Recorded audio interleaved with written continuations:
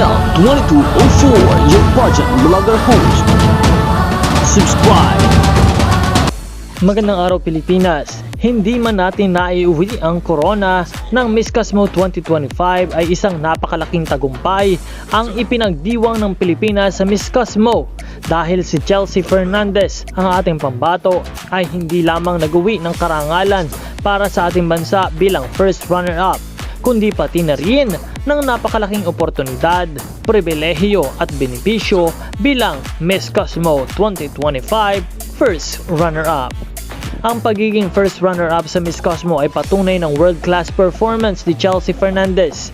Mula simula hanggang grand finale ay ipinakita niya ang talino, galing sa komunikasyon, elegance at pusong Pilipino na minahal ng international audience. Ito ay isa sa mga strongest finishes ng Pilipinas sa Miss Cosmo stage. Ayon sa opisyal na inilabas ng prize at benefits package, narito ang mga naiuwi ni Chelsea Fernandez.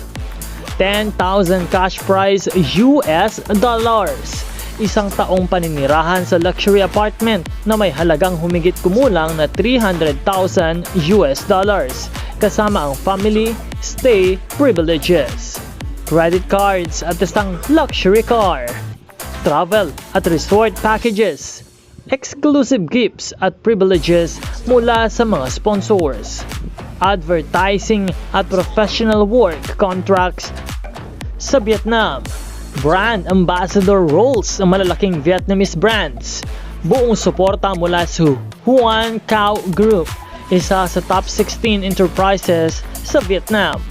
Dito natin makikita na ang Miss Cosmo ay hindi lang beauty pageant, isa itong career launching platform. Ang tagumpay ni Chelsea Fernandez ay patunay na ang Filipina ay global competitor, handa, profesional at highly respected sa international stage. Hindi nasayang ang kanyang laban dahil ang placement na ito ay may long-term impact sa kanyang career at reputasyon ng Pilipinas sa pageantry. Ang kwento ni Chelsea Fernandez ay paalala na hindi lang corona ang sukatan ng tagumpay, kundi ang mga oportunidad na nabubuksan pagkatapos ng laban. At sa laban na ito ay panalong-panalo na ang Pilipinas. Once again, congratulations Chelsea Fernandez at salamat sa pagdadala ng dangal, inspirasyon at pag-asa sa buong bansa.